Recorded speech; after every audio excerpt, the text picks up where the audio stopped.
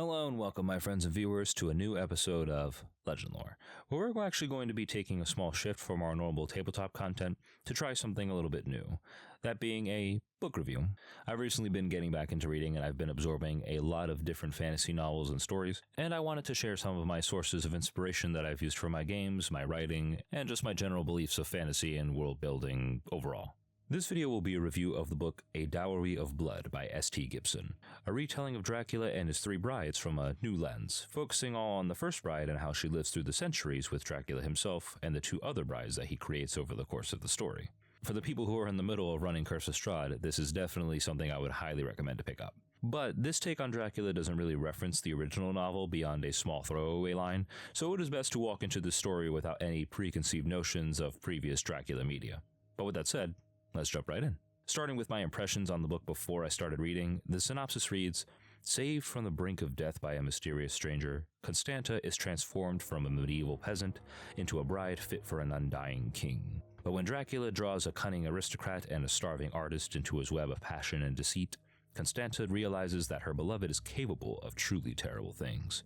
Finding comfort in the arms of her rival consorts, she begins to unravel their husband's dark secrets. With the lives of everyone she loves on the line, Constanta will have to choose between her own freedom and her love for her husband, but bonds forged in blood can only be broken by death." So I looked up some other spoiler-free reviews, and most of it brought the book up as a survival of narcissistic abuse that results in a polyamorous romance between the brides.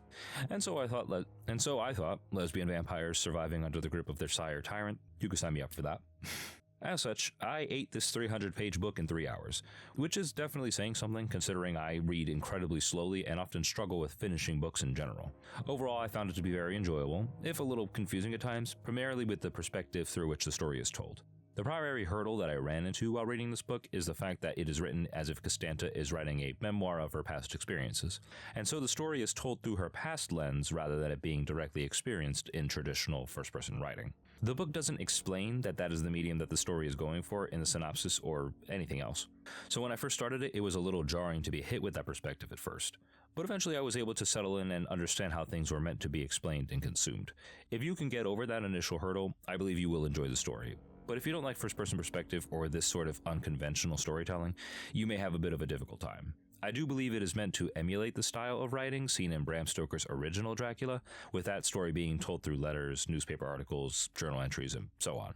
A Dowry of Blood is also a character-driven story. There's little plot to follow, and it focuses entirely on the characters to drive the narrative, all against the backdrop of several historical venues such as Russia, Venice, Spain, and so on. If you like big epic plots or MacGuffin stories, this book isn't it. This is about surviving emotional abuse and narcissism and finding romance through all the suffering within. Overall, I thought this book was a very fantastic read. The prose is very illustrative and almost poetic, despite it being told mostly from the perspective of an assumedly illiterate peasant. It covers a wide variety of historical timelines and locations from Vienna to Paris. Overall, the pacing is brisk, but held good focus on the relationships, with more time and detail given between character interactions over the specifics of setting and vampire lore.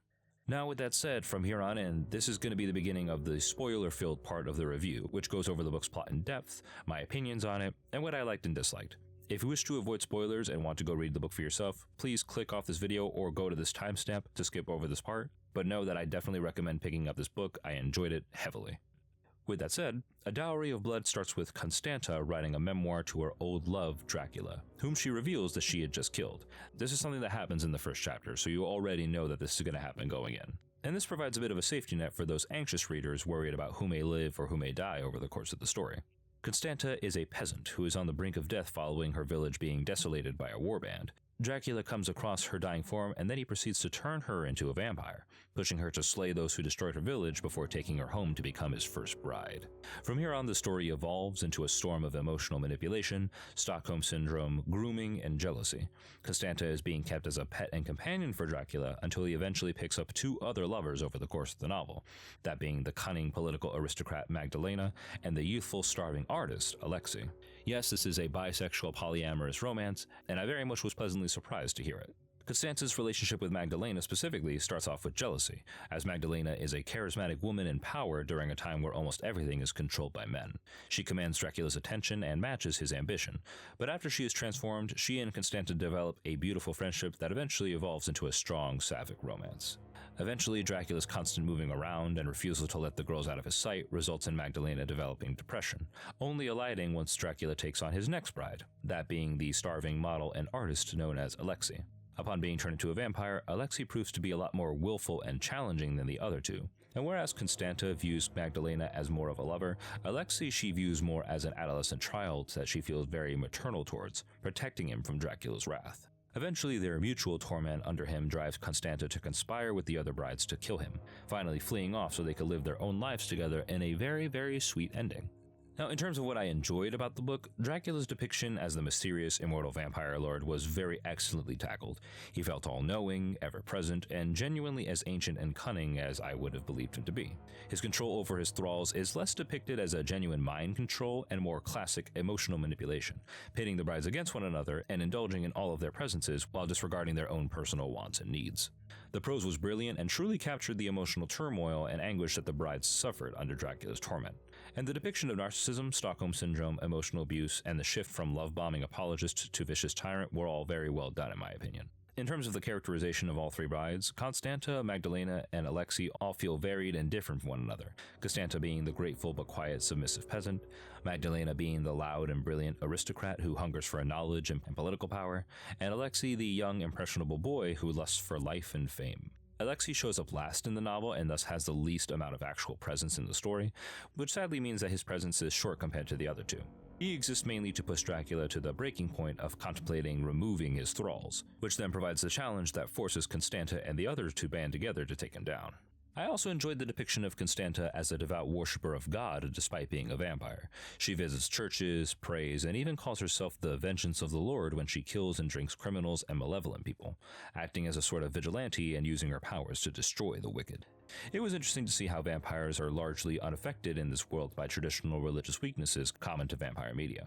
This book also has one of the happiest endings I've ever read for a vampire novel, and I actually think it was a very well-needed breath of fresh air. As a one-off novel, it was nice to see that the stakes were focused on the mental well-being of the characters rather than just being the ever-looming threat of death, which I feel is a little overly common for most fantasy and fictional media, at least from what I've read. In terms of what I wish to see and thought could be improved on, I do wish that there had been a bit more of a focus on the lore of vampires in this world, as Dracula's research on the condition of humans and vampirism is largely glossed over, implied throughout chapters but never really explained. It's honestly only seen as both an activity to alleviate the boredom of eternal life, and a convenient means for Constanta to learn Dracula's weaknesses when she finally kills him. I'm a lore hound, as all of you guys know, my entire YouTube channel is based on it, so to learn more about Gibson's perspective on vampires would have been very cool to see. The novel also moves at a very fast pace, which causes some of its pieces to be glossed over or to suffer from a lack of detail. Dracula's constant wealth and fleeing from country to country seem to be overly simplistic and repetitive, with there being no actual struggle to, say, hide their identities, avoid sunlight, or evade discovery until the very end of the story. I feel like being a vampire and maintaining that presence in society would come with hurdles that would have been interesting to see them overcome. Along with that, Constanta herself really has little to no idea about whatever it is that Dracula does, and while that may be the point, as to show how Dracula manipulates her by obscuring the truth and keeping her ignorant of his plans, the moments where she explores the research in the journals that he's been using throughout the novel yield little to no fruit beyond obvious information, such as him having thralls in the past before her, or learning that staking a vampire is how you kill it. These are things that most readers would already probably know or assume about vampires, so to have them be built up as revelations for the main character kinda just felt a little anticlimactic. With all this in mind, I would definitely rate Dowry of Blood 4 out of 5 stars. It's a solid quick read with no need to commit to a series. It has vampires, bisexual polyamory, emotional turmoil, and a very, very great ending. The story knows exactly what it wants to be about, its characters are interesting in the way that they interact and feed off of one another, pun intended, and it does a decent job of depicting a vampire's control over his thralls from the thrall's perspective. It's great material if you're looking for inspiration for vampires in writing or while running D&D, and with me being in the middle of a Curse of Strahd campaign, this gave me plenty of ideas for Strahd von Zarovich's brides. I've linked pages below for where you guys could pick up the book if you feel so inclined. And with that, that's our review of Dowry of Blood, everybody. I want to thank all of you guys for watching, and if you enjoyed the video, please like, share, and subscribe, and press the little bell icon to be notified of future videos. And please comment down below if you guys have read the book and if you liked it or didn't like it and why, as well as what other vampire stories or fantasy novels that you guys would recommend to me to check out for future videos. But until then, I'll see you guys next time.